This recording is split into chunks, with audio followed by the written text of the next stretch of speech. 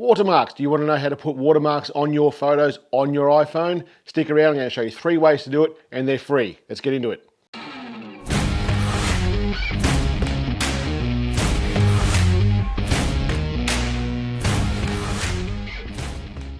So watermarks on your photos, on your phone. There's 3 ways we're going to talk about it today. There's lots of ways you can do it. The 3 ways we're doing it today, they're all free. First one is using the photo app on your phone. The second 2 are using Snapseed. The last one that I show you is definitely the best one, so make sure you hang around to the end. Let's get into it.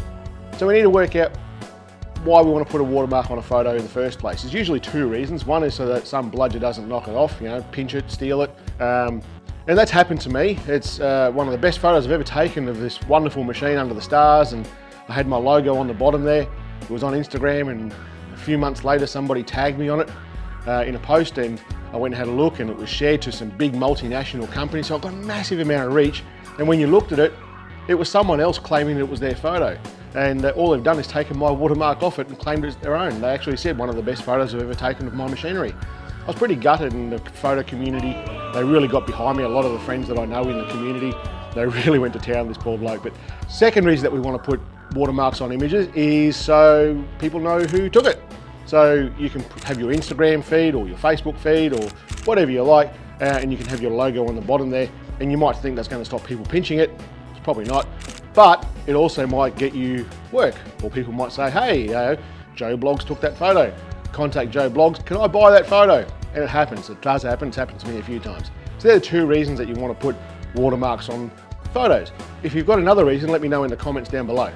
There's really only a couple of considerations that you really need to have in mind when you're designing your watermark to go onto your images. First one is that how it's going to work with the image. If you've got a brand, stick to the brand.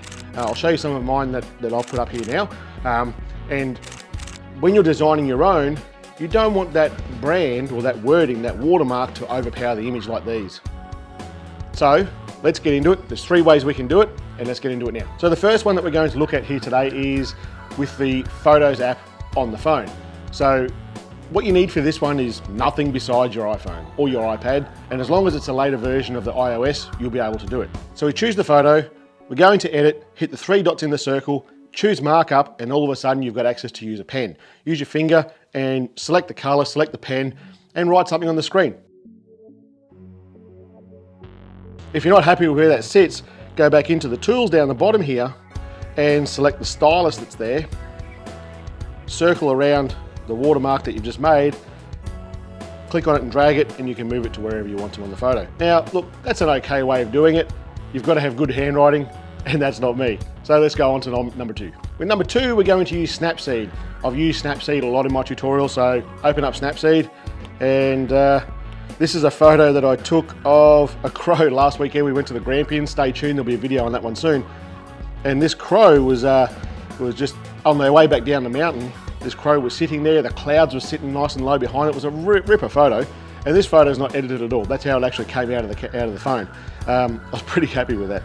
So anyway, what I like with this photo here is that it's got a big black space down the bottom right hand corner. So I figure, well, let's try and use that for a watermark for the purpose of this video here.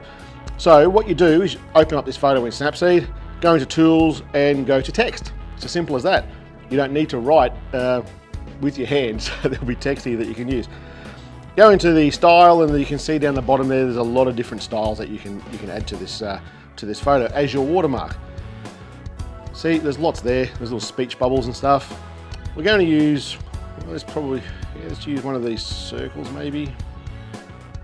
Yeah, let's use that one. So you double click on that circle, you can add the text in there. If you see on the back there, on that circle, it's got 2 lines of text. So we'll put in the first line, we'll hit return on the keypad, and then put in the second line.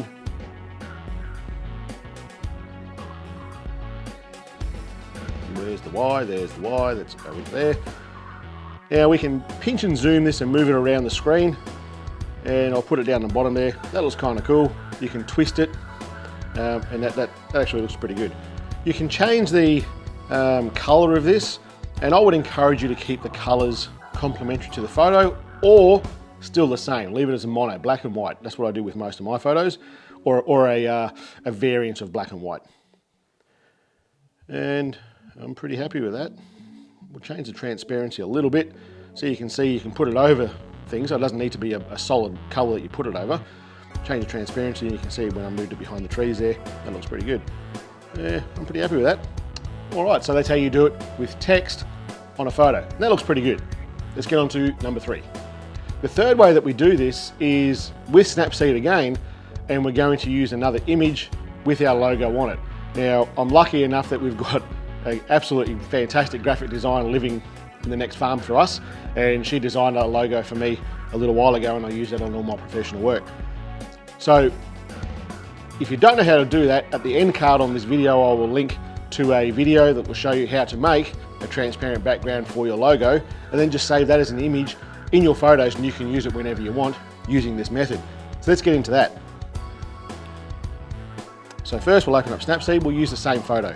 We'll go into Tools and we'll go Double Exposure. Add Open Image, go All Photos, find the logo, squeeze it down, and there we are, right there. Now that looks a lot more professional than pretty much anything else that you're going to do. It's definitely the best option and it's free. All right, so they're the 3 ways that you can do it, guys. Hopefully that came in under 5 minutes, and I'll see you on Monday.